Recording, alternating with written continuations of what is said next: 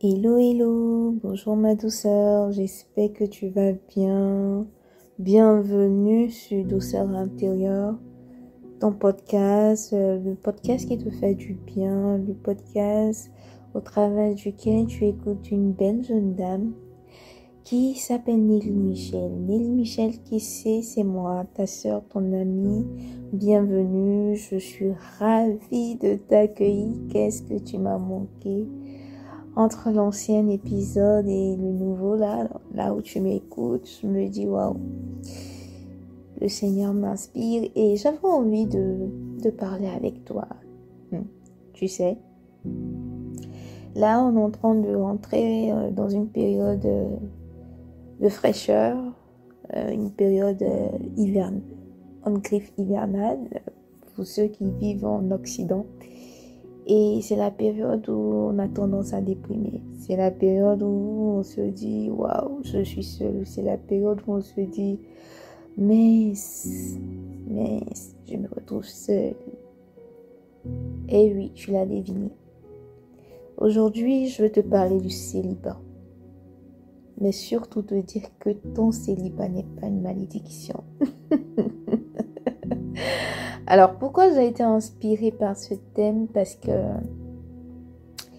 j'ai vu la dernière fois, je scrollais sur les réseaux et je suis tombée sur la vidéo d'une jeune dame qui pleurait à chaudes larmes et qui disait qu'elle est prête à accepter tout et n'importe quoi. Juste, il faut qu'elle soit en couple parce qu'elle n'en peut plus des injures de sa famille, qui la traite de vieille fille parce qu'elle n'est pas mariée.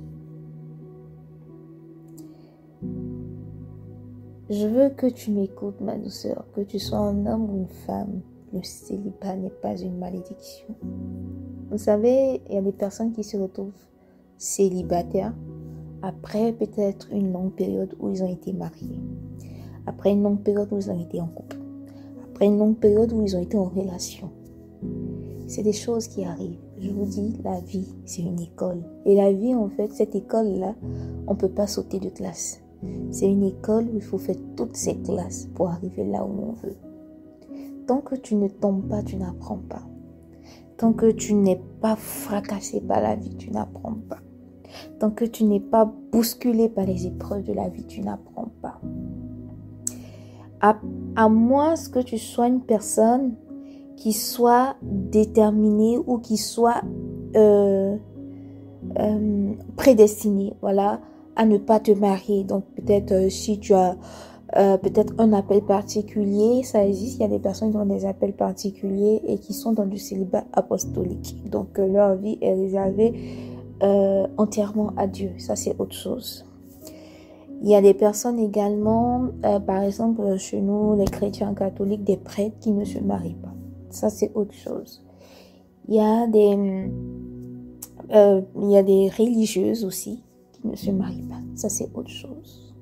Mais si toi, en tant qu'homme, en tant que femme, au fond de toi, tu sens, tu as envie de te marier, mais seulement que tu n'arrives pas à trouver chaussures à ton pied, il faut mettre à profit ce temps où tu es seul pour travailler tous ces aspects-là. Aujourd'hui, on a tendance, en tant que jeune, je me mets dans le lot parce que, voilà, je suis jeune comme vous, j'ai 29 ans et je suis dans la vie active. On a ce désir-là de se mettre en couple, on a ce désir-là de trouver l'âme sœur. Mais, il faut pas être pressé pour aller vite en besogne. Moi, j'ai entendu des personnes qui m'ont dit, parfois, mieux vaut être seul que mal accompagné. Mieux vaut être seul que mal accompagné dans le sens où il y a des relations dans lesquelles, quand on rentre, on perd sa liberté. Il y a des relations dans lesquelles on rentre et on n'est pas aligné avec soi-même. Il y a des relations dans lesquelles on rentre, on est obligé de changer de personnalité pour faire plaisir à l'autre. Il y a des relations dans lesquelles on rentre et on n'est pas soi-même. Dans ce cas, pourquoi être en relation? Attention, Je ne suis pas en train de dire que les relations ne sont pas bonnes. Au contraire, j'encourage et je prie que tout le monde tombe sur l'amour véritable. Et je vous assure, l'amour, c'est quelque chose de merveilleux. Waouh! J'aime l'amour, je vous ai déjà dit. Mais attention à qui tu confies ton cœur. À quel homme confies-tu ton cœur? À quelle femme confies-tu ton cœur?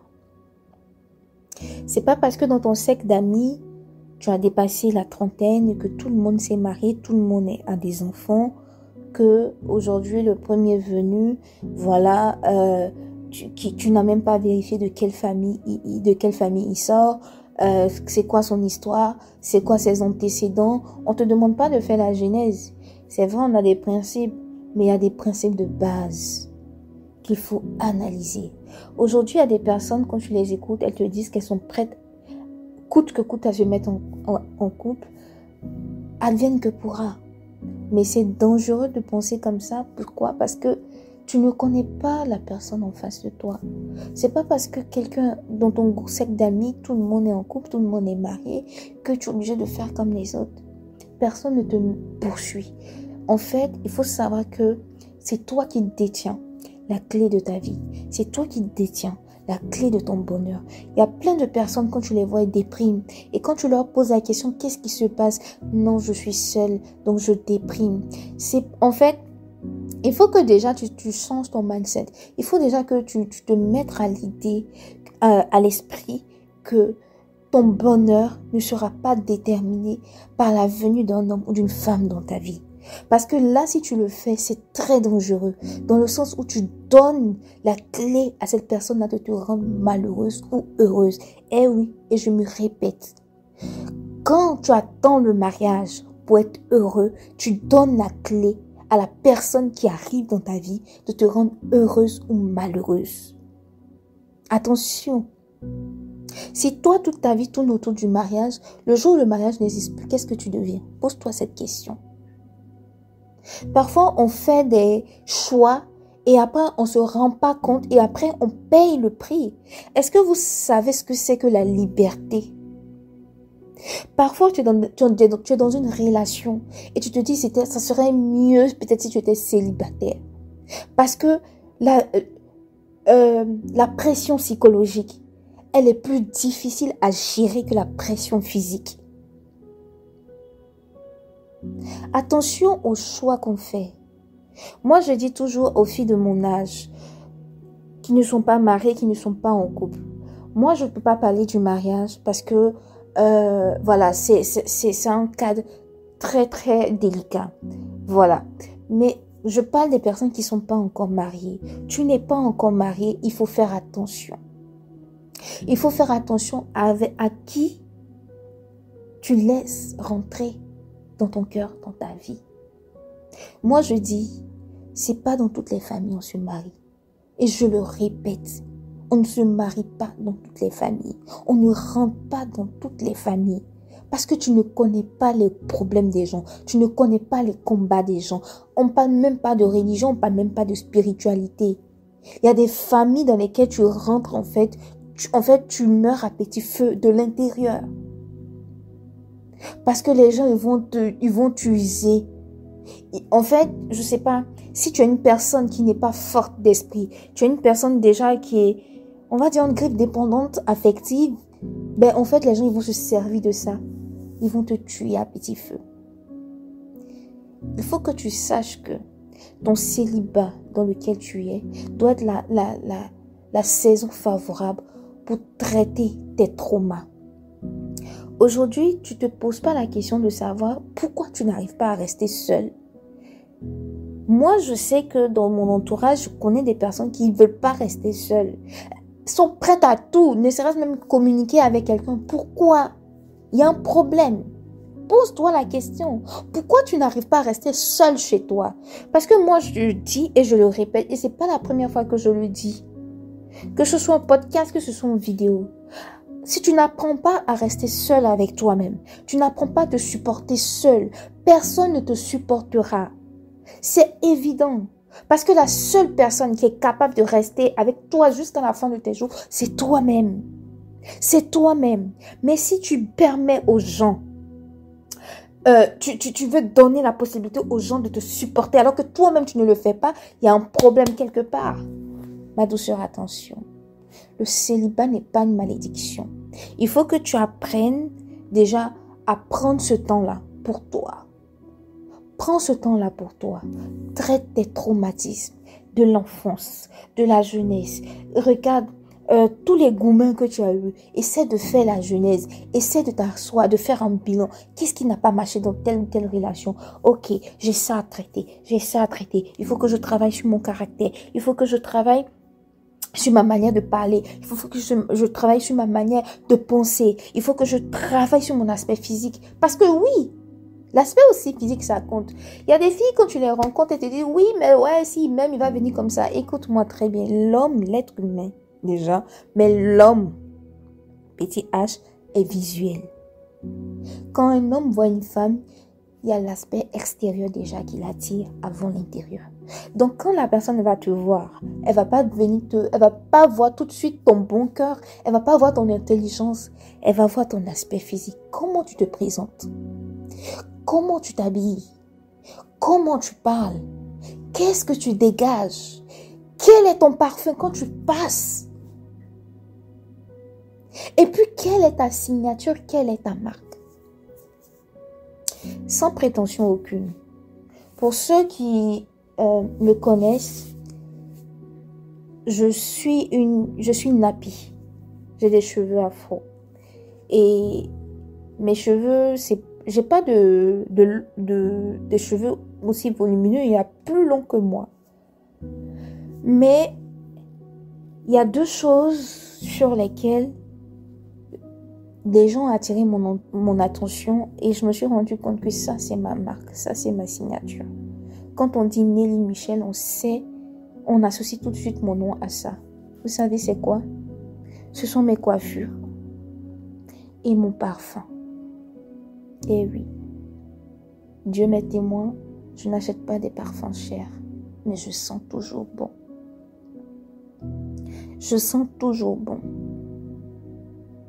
Même pour descendre, aller acheter du pain à la boulangerie, je sens bon. Une femme, ça doit être la sensualité.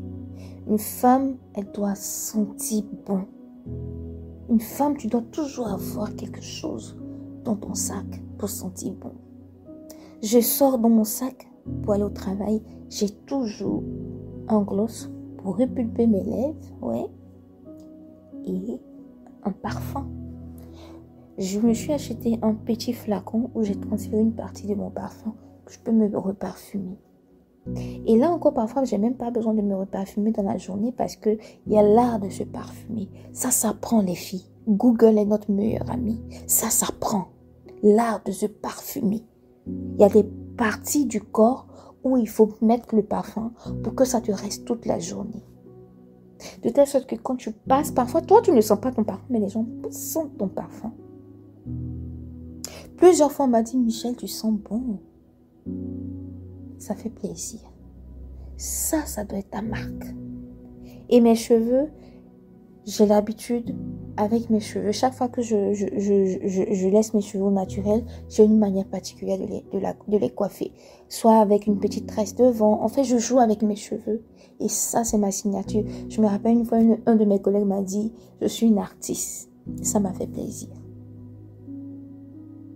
Alors, pendant que tu gaspilles ton énergie à pleurer, à conspirer, à soupirer sur les photos de mariage de tes amis, prends ce temps-là pour travailler un peu sur toi et puis améliore-toi.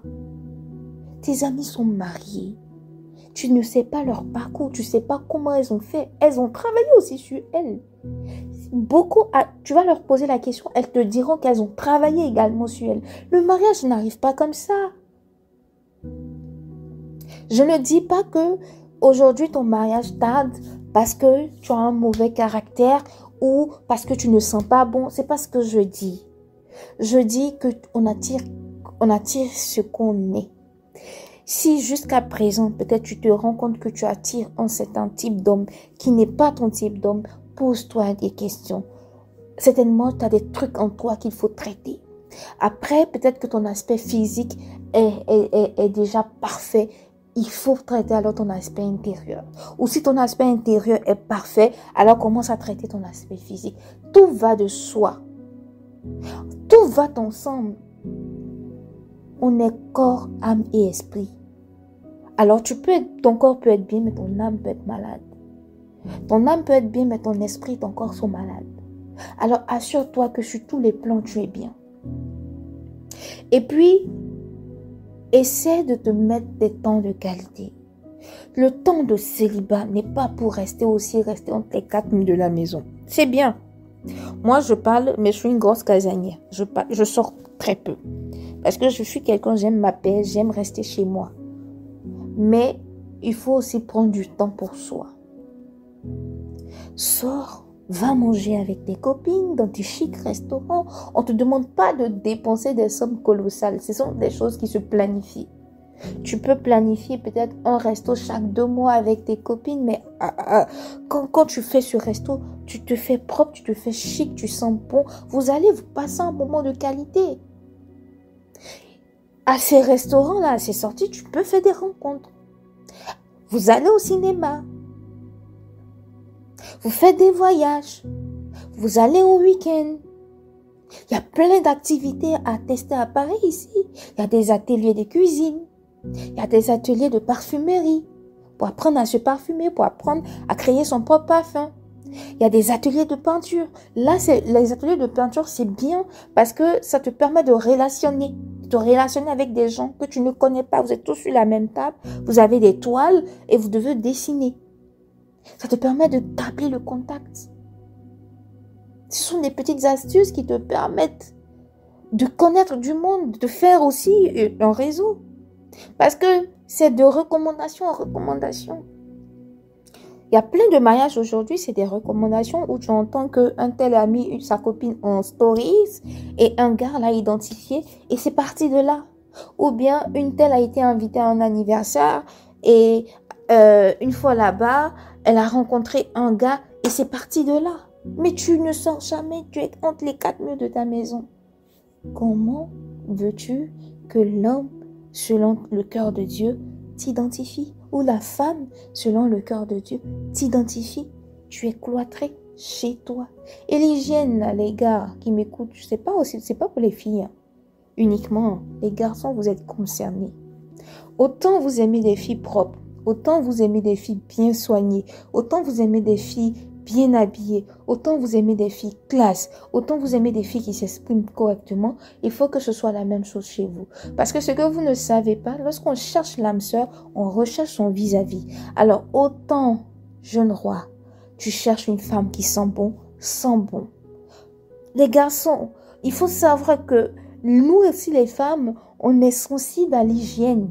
On veut des gars propres, on veut des gars qui sentent bon, on veut des gars soignés, on veut des gars qui s'expriment correctement.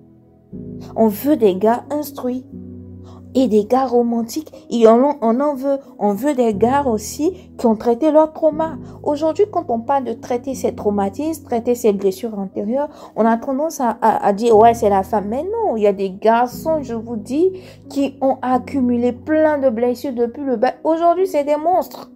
Je le dis. Alors, ne pensez pas que les thérapies, c'est juste pour les filles. Tout le monde est concerné. Du moment que tu as une âme, tu es concerné par les blessures. On a tous été blessés. Il faut traiter vos blessures. Le célibat n'est pas une malédiction. C'est la plus belle période, je vous dis. La plus belle période. Parce que cette période-là, on la met à profit pour apprendre à se connaître soi-même. Et une fois qu'on sait qui on est, une fois on connaît en fait tous les aspects de sa propre vie. On sait ce qu'on aime, ce qu'on n'aime pas. On sait ce qu'on recherche textuellement chez le sexe opposé. Je vous assure, on identifie son vis-à-vis. On identifie sa cote. Alors, les amis également qui sont mariés, les amis également qui sont en couple, les familles,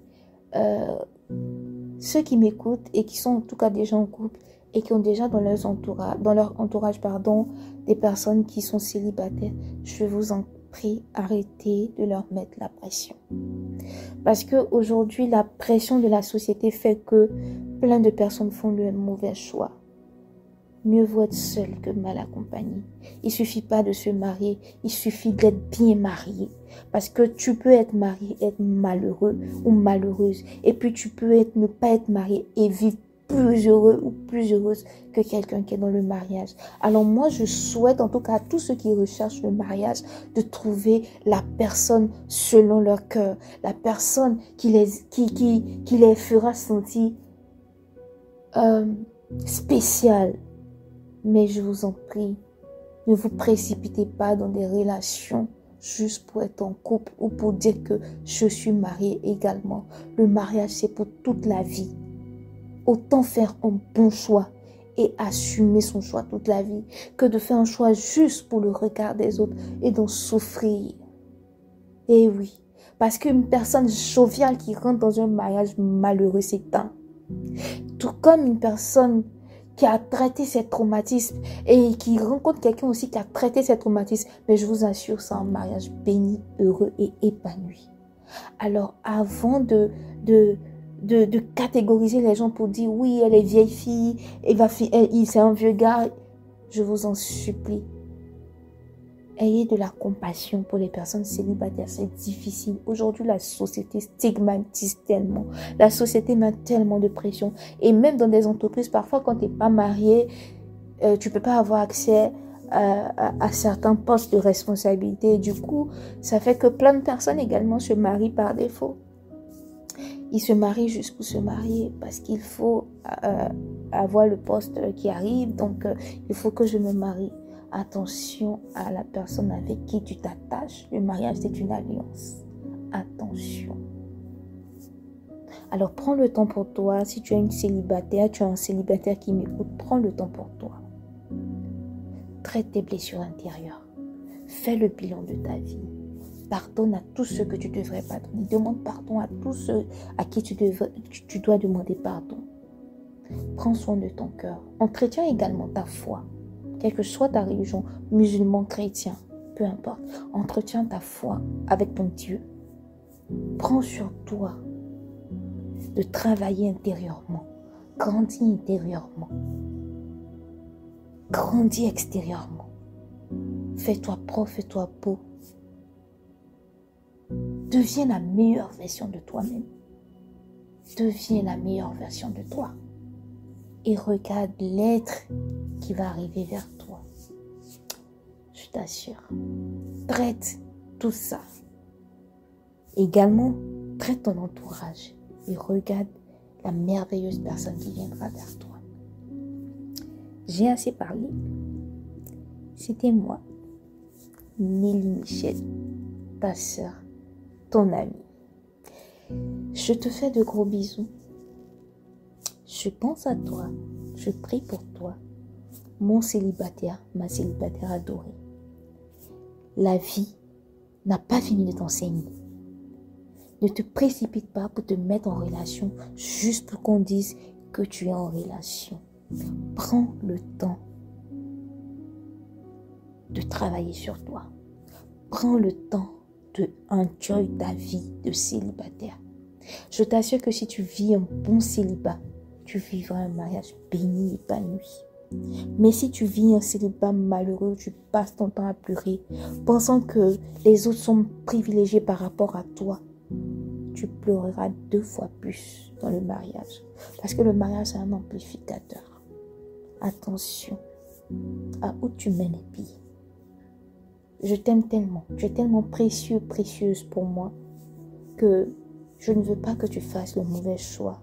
Je veux que tu sois cet époux, cette épouse épanouie pour la vie.